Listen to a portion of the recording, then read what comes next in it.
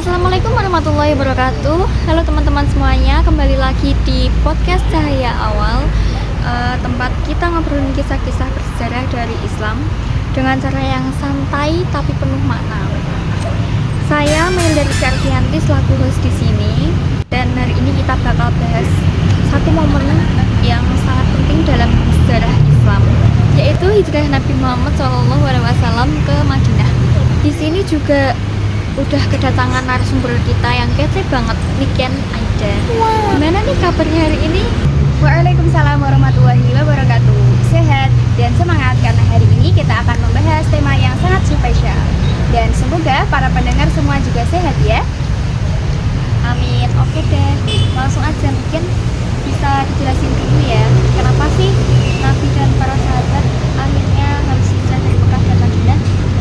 Jadi gini ceritanya. Dulu ketika Nabi Muhammad dan para pengikutnya itu di Mekah, nah itu tuh mereka mengalami tindasan, dibunuh, dihina. Nah, bayangin ya, cuman gara-gara mereka itu bilang Tuhan itu satu, mereka ditindas habis-habisan. Nah, akhirnya Allah itu memberi jalan keluar untuk hijrah ke Madinah. Dan orang-orangnya yaitu yang disebut kaum Ansor itu sangat welcome kepada Nabi Muhammad dan ingin hidup damai bersama Nabi.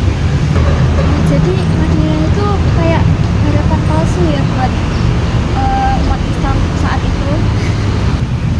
Betul banget, mereka itu udah capek banget hidup di Mekah.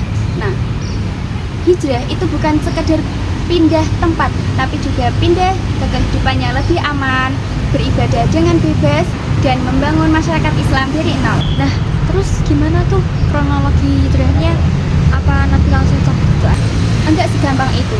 Nabi Muhammad itu tidak langsung ke kota Madinah, tetapi menggunakan strategi yang sangat rapi. Pertama-tama, itu meminta izin kepada Allah. Lalu ketika waktunya sudah pas, maka beliau bersama dengan sahabat karibnya yaitu Abu Bakar berangkat ke Madinah. Nah, tapi kerennya mereka itu tidak langsung ke kota Madinah. Mereka itu bersembunyi ke Gua Sur 3 hari karena mereka itu menghindari kaum Quraisy supaya nggak ketahuan sama kaum Quraisy yang mau nangkep mereka.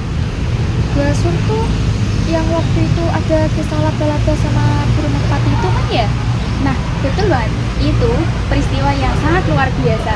Ketika kaum Quraisy itu lagi nyari Nabi Muhammad sampai ke mulut gua, mereka ngira kan, nggak mungkin tuh kan ada orang di dalam situ, mana udah ada sarang laba-laba sama sarang burung kan. Jadi padahal Nabi Muhammad sama Abu Bakar itu lagi sembunyi di dalam gua tersebut. Itu menunjukkan bahwa perlindungan langsung dari Allah Subhanahu wa Ta'ala. Masya Allah. Terus setelah itu mereka jalan kaki ke Madinah.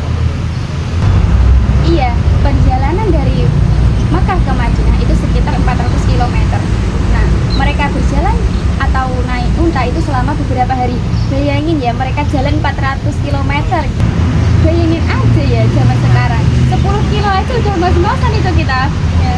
Nah, setelah mereka sampai di kota Madinah, mereka itu disambut oleh kaum Ansor dengan lagu yang terkenal banget, yaitu La'al badru alaina baniyatil wada.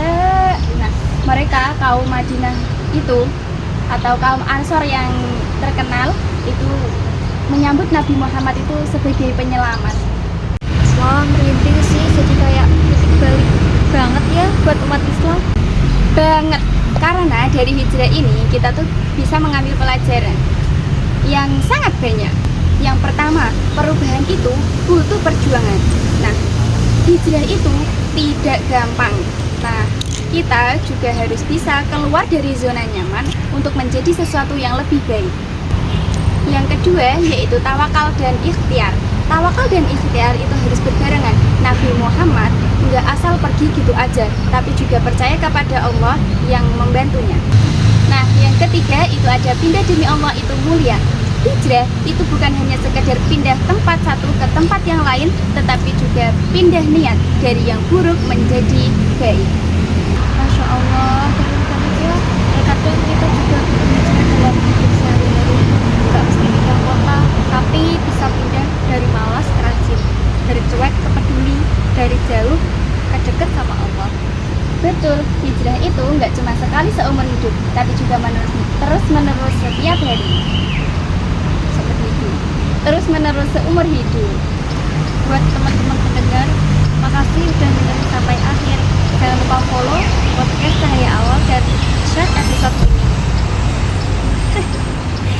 Sampai jumpa di episode selanjutnya. Assalamualaikum warahmatullahi wabarakatuh.